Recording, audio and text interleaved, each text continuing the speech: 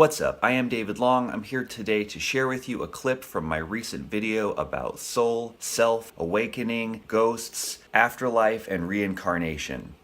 I'll have links for you at the end for the full length, and you can also check for links down below. Really, a lot of this comes back to this idea of what is consciousness, and there are different worldviews that deal with this differently. For example, the two schools of thought are the idealistic and materialistic cosmologies. Now, when I say idealistic and materialistic in this way, I don't mean it like, I've been dreaming of a true love's kiss. oh, you're so idealistic, or like,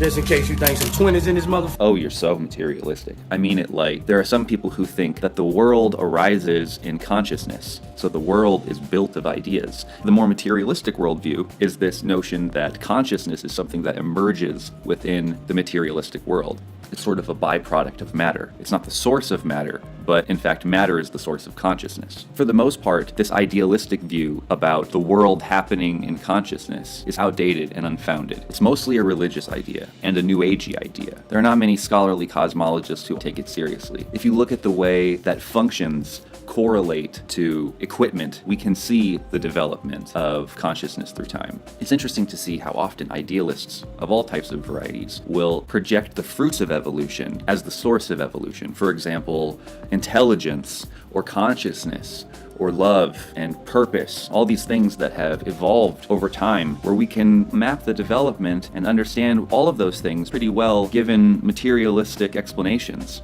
And they'll say that all of these things have arisen in time because of consciousness, or because of intelligence and design, or because of love and compassion at the source of it all. Like, logically, I think there's some major problems just in the basic foundations of it. It's kind of like arguing that the internet pulled itself into being, and that every single microchip that has ever existed or been invented came from the internet at the source of everything, that willed itself into being. Now, on the materialist side, it's interesting to see that there's a lot of different arguments about what's going on in the universe too. So even if you think that reality is a closed system or somehow cycling on itself or filtering around or whatever, there are a bunch of different explanations for that. There's like this idea of the Big Bang, Big Crunch. Some people think that the Big Bang maybe was the other side of a black hole. That's kind of an interesting thought. Maybe there's further and further hole-ons out. Who knows? Here's the interesting difference between the two camps. The idealist camps are making unfounded claims. They are qualifying the unqualifiable, making claims about things which no one could ever know or ever measure, whereas the emergentist camps are making fact claims based on all of the data that we've collected about evolution through time and our knowledge about what has actually happened in history, where we have figured out an actual coherent and valid meta-theory that has the explanatory power and doesn't postulate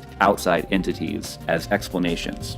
So I think that's the main reason why most reasonable people go with the emergentist view. Thanks so much for watching this video. If you enjoyed this, please check out the full-length video and like and subscribe.